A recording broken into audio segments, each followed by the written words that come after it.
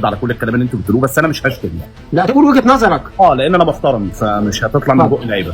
تمام. هو يعني حضرتك قاعد اكيد في بريطانيا، حضرتك قاعد في كندا استاذ سيف، حضرتك مش ظابط في الجيش ولا حاجه.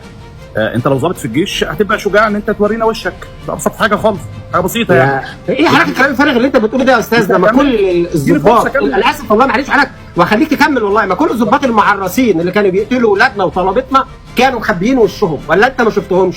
فاتكلم كلام ليه منطق. هكمل. كل الظباط المعرسين اللي كانوا في المظاهرات بيضربوا بنات مصر كانوا لابسين قناع. انا كمان ده ممكن يكون اهله موجودين في مصر. فدي تبقى وساخه من النظام، مش وساخه من الظابط اللي مخبي وشه. كمل حضرتك من غير ما تدينا حضرتك حكم مواعظ غلط. كده المايك معاك، انت كده المايك معاك وانا هنزل بعد دقيقه. لا ما انا بقول لك ما تخرفش برضه، انا بس بفهمك. اتفضل حضرتك اتكلم والله. انت حضرتك مش لابس قناع، حضرتك الناس تانية مخبيه وشها. انت حضرتك مش لابس قناع، انت حضرتك مش لابس قناع. انا ظروفي غير ظروفه. لا اله الا الله. انا ارد عليه يا باشمهندس. لا هو هيرد عليا. انت حضرتك طلعت في 2019 يا فندم وقلت ثوره ومفيش حد نزل، وطلعت في 21 وقلت ثوره، هو برضه نفس الكلام. انت بتتكلم عليا ولا على سيف؟ لا بتكلم على القناع. تفضل. بتكلم على القناع. انا بالصدفه، لا والله بالصدفه اقسم بالله، انا بقلب، انا ما اعرفكش شخصيا اكيد يعني، انا بقلب بالصدفه على التيك توك، فانا شفت الصوره. انا شفت في 2019 حضرتك طلعت برضه واتكلمت وقلت فيه وفيه. مفيش مؤسسه في العالم ما فيهاش حد مقصر او فاسد او ما هو ابعد من ذلك. تمام.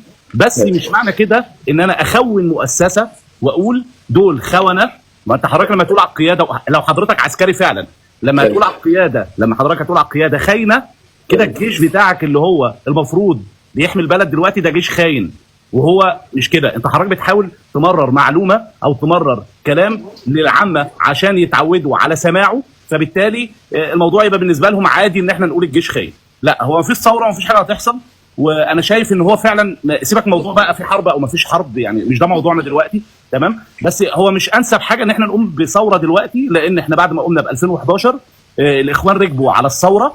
تمام. ومسكوا في 2012 وحصل اللي حصل، وبعد كده البلد وقعت لمده 10 سنين متتاليه من الارهاب واللي كان بيحصل والتفجيرات اللي احنا كنا بنشوفها بعينينا. يعني انت مش معلش حضرتك يا استاذ بقى، كفايه كده حضرتك اتكلمت بعد اذنك عشان انا ماشي. بس حضرتك اللي انت قلته ده فيه كميه تخريف وتدليس مش طبيعيه. فكل حضرتك انا ما اقدرش اطلع اتكلم على قنوات المعرسين اللي حضرتك واخد ثقافتك منهم 5 ثواني، ما اقدرش اتكلم بالصدق 5 ثواني. لو طلعت فحضرتك لو سمحت بتقول الاخوان، لا اسمعني بس عشان انا ماشي. الاخوان ركبوها، يعني الاخوان، اسمعني بقى معلش حضرتك، ما انا سامع حضرتك عمال تخطط ده. انا مش هديك حضرتك، مش هديك خلاص كده، مش هديك. حضرتك قلت، ما انت حضرتك عمال تبث كذب في دماغ الناس. اللي عاوز افهمه لك، لما الناس بتكسب بانتخابات دي ما اسمهاش ركبوها، بس عشان انت دماغك مليانه باحمد موسى وتوفيق عكاشه، فمتخيل ان اختيار الشعب لاول واخر مره في حياته. انا بكلمك عن حقائق مش بدلس. يعني احنا لما نيجي نقول ايه خيانه الجيش المصري، بكلمك على نهر النيل، عن سد النهضه. هل تعلم، تقدر تكلمني كلام منطقي؟ هل تعلم ماذا حدث في اتفاق سد النهضه؟ ولا هقعد اكلمك اقول لك الخيانه وبسكت؟ خيانه الجيش المصري ابن الكلب. لا ده حضرتك ما بيحصلش الكلام ده عندنا خالص. عاوز تكلمني حاجه محدده قول لي. اكلمك عن سد النهضه، هكلمك عن ما حدث في المعتقلين، هكلمك عن قتل الناس في مسبيرو ورابعه. نتناقش في دي لو عايز. تعلم حضرتك اي معلومات عن سد النهضه؟ ونقدر ساعتها نشوف الجيش خاين ولا كويس. تمام. تقدر تناقشني عن سد النهضه ولا ما تقدرش؟ انا بص، انا هقول لحضرتك. طيب انا سد النهضه يا فندم ده مؤامره بتحاك لمصر من السبعينات. لا بقى اتحدث عن اعلان المبادئ في 2015. مش لا يا فندم، الدول دلوقتي، انت لو حضرتك بس تقدر تبحث على جوجل حالا. انا ابحث، انا اللي ابحث. ليه انت مش اعلان المبادئ 2015؟ ليه بتفترض ان انا اللي انت مش كبير على البحث يا فندم؟ يا عم انت مش عرفك، انا بقول لك ماذا تعلم عن 2015. اتفضل يا جو. تمام. انا دلوقتي زي ما بقول لحضرتك كده في معلومه حديثه حالا واحنا بنتكلم ان الدول اوغندا انسحبت من المعاهده اللي كانوا بيعملوها علشان يعلنوا سد النهضه، وان من حق اثيوبيا. يا باشا ماذا تعرف عن اعلان المبادئ 2015؟ ما فيهوش اوغندا. اعلان المبادئ 2015 من مصر واثيوبيا والسودان 2015 ماذا تعلم عنه؟ ما فيهوش اوغندا حضرتك، ما فيهوش اوغندا خالص. انا ما اتكلمتش على، انا ما بردش على السؤال ده عشان لا انا بسالك السؤال ده. اصل انت الراجل بيقول لك انت زعلان بنقول الجيش خاين، فانا بقول لك ادله الخيانه. زعلان على فكره عشان بس حضرتك ما نقعدش نتكلم ونلت ونهاجم من غير داعي. فحضرتك بتقول لي ادله الخيانه، بقول لك من ضمنها سد النهضه، فنتناقش في سد النهضه، ما تقوليش اوغندا. معاهده اتفاق المبادئ مارس 2015 ده كان بين مصر، السودان، اثيوبيا. وماذا تعرف عن استخلصنا منه خيانه عظمى. لم يتحرك الجيش لمده 10 سنين في شريان الحياه. عشان كده بقول، لكن هتقول لي اصل دول ومسكوا وركبوا، واصل انت ومخبي وشك، ده حضرتك مش ينفع عندنا. احنا مرحبين بواحد يجي يتكلم يصلح لنا مفاهيمنا او يصلح له مفاهيمنا. فكره بمنتهى الاحترام، انا بتكلم في حاجه وبمنتهى الاحترام. لا حضرتك بمنتهى الاحترام برضه حضرتك، ولا تفرق معانا خالص. انا عاوز اقول لحضرتك احنا بنتكلم على اعلان المبادئ مارس 2015. يعني حضرتك؟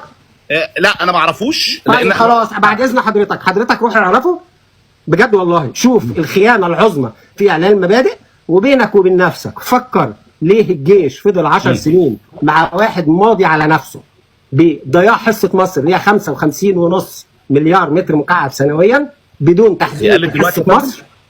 ازاي يكتب يقول ان في حاله حدوث خلاف لازم يتوجه الثلاث اطراف مجتمعين، وده السبب اللي مخليك مش قادر تزنق اثيوبيا. يعني لازم اثيوبيا تيجي معاك تشتكي اثيوبيا، وان انت بتقول على ميه النيل، ولازم تسال نفسك تاني ازاي يكتب يقول ان من حق المالك تغيير التشغيل مع اختار دولتي المصب. اختار مش اخذ اذن. عشان كده ويطلع وسط ما احنا عارفين من لما انت بتعايرنا بتقول لا بس انت قاعد في بريطانيا وانت قاعد في كندا، هم الاثنين غلط، بس مش مشكله. نقول من اي دوله ان النيل بيضيع، والعرس يطلع يقول كونوا مطمئنين تماما. احنا عارفين يطلع دلوقتي من شهرين 3 يقول لك معلش اصل النيل هيحصل فيه مشاكل، ويوهموا الناس ان في حرب بعد 10 سنين على النيل. هو ده ممكن اسال حضرتك في النيل برضه. لما حضرتك المعلومات دي حضرتك وعاوز تناقشنا بعد كده تعالى ناقش. لا هو انا الاتفاقيه خلاص. انا اسالك بس خلاص يا معلم الوقت، عشان في الوقت انا بس عايز ليه يا ريت ما نمشيش. خلاص يا معلم، هو حضرتك بس احنا اتكلمنا، لكن لما بقى حضرتك نتكلم اصل دول اللي مش عارف الوحشين ونطوا على الثوره والناس ما نطوش على الثوره، ده حضرتك مش عندنا والله بكل اسف، يعني مش عندنا والله. انا اسف انا اسف والله يا سيف ان انا يعني تدخلت فيما يخصك، بس انا برضه موضوع الاقناع ده بصراحه نرفزني جدا جدا يعني. معلش لان انا بشوفهم بينزلوا يضربوا البنات بقناع. ايوه فبيقول لك اصل انت لو ظابط ما تلبسش قناع، دي حاجه تسيء للنظام الوسخ اللي هو بيمنع الناس تبقى انت خايف على اهلك ولا حاجه اللي قاعدين في مصر. انا اسف يا جماعه لو كنت انفعلت، ونشوفكم ان شاء الله باذن الله تعالى على خير. انا ماشي انا يعني. ثورة المفاصل جاية تقضي على كل فاجر.